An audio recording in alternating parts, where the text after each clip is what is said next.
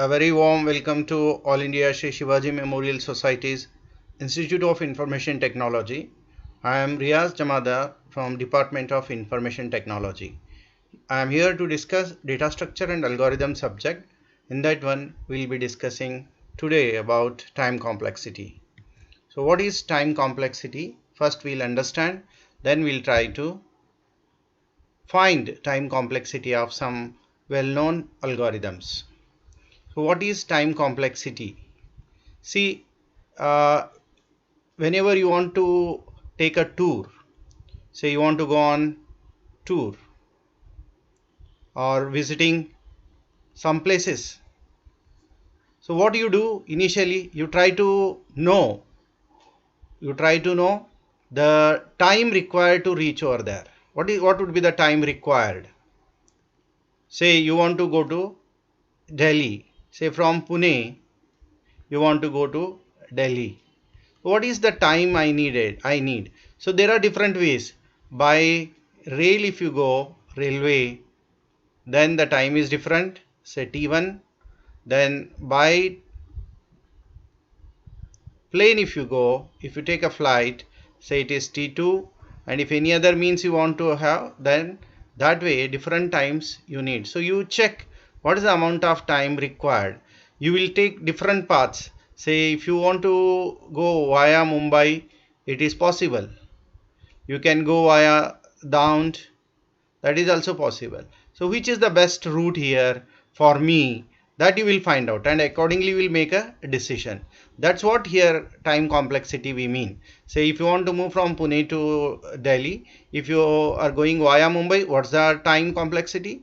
Or if you are going via Daund, what is the time complexity? This way the time changes by changing the route.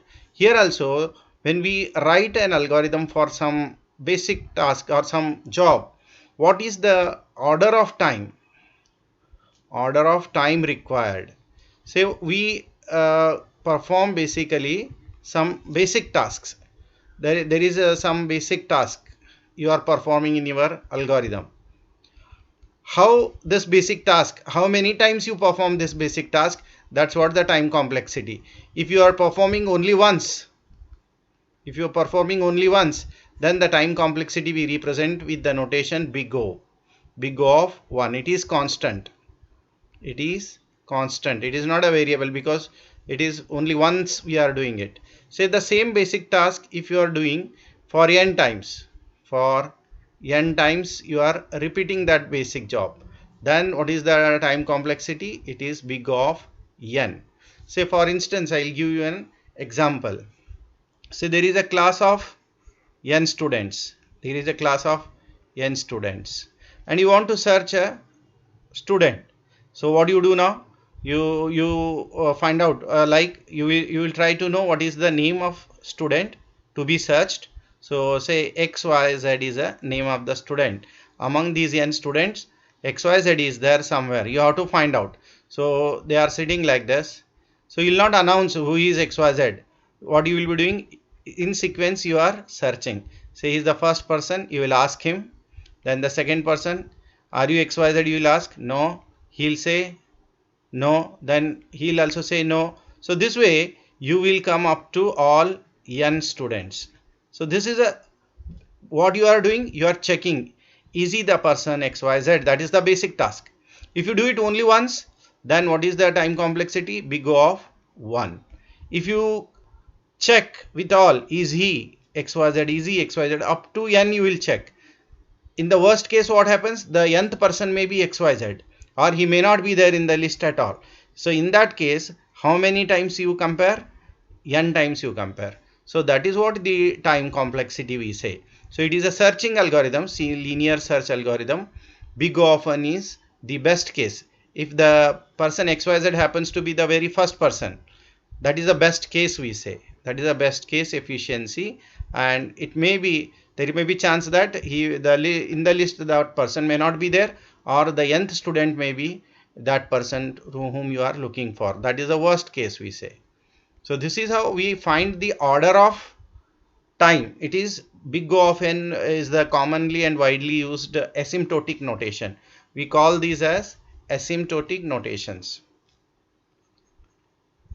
asymptotic notations. Now let me give you quickly some of the time complexities I'll give you now. Just a second.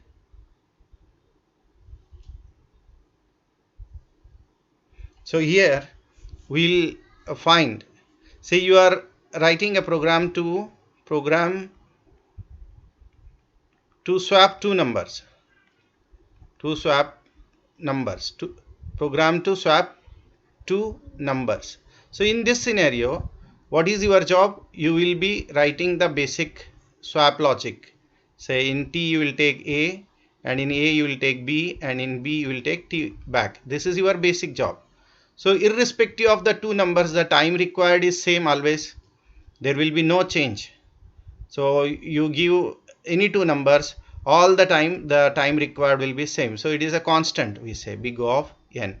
Now you are swapping, say you are swapping n times. So the same job you are doing, n times you are doing. Say for I0, I less than n, I plus plus. This part, swapping part you are doing here, swapping two numbers. You are asking the user what are the two numbers, and then you swap them. So this is how the basic task swapping is done n times. That's why what is the order of time, this one time, the order of time will be big O of n. It depends on n.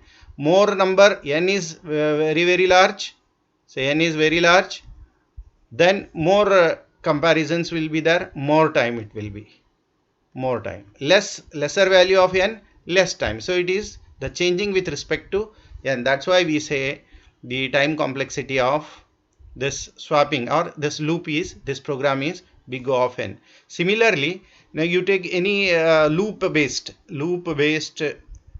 program that has order of big O of n. If you are nesting the loop, say you are nesting one loop inside the other loop, normally for reading two-dimensional arrays, read 2D array, display 2D array. So these require nested loop, one loop inside the other loop. Then it is what? Big O of n into n it is. That is big O of n square. And if you perform multiplication of two matrices, two-dimensional arrays, there you use three nested loops.